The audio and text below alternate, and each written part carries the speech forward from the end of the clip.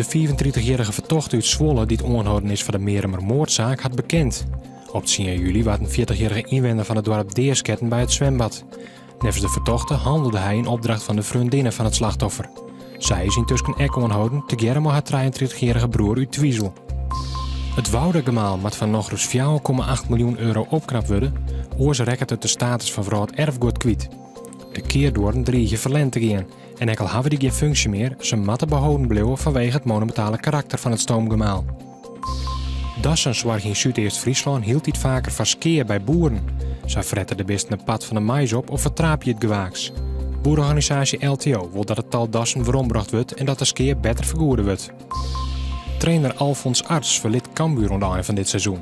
Arts had zelfs onder de clubleiding weten laten dat hij zijn aanrijdende contract net verlengen wil.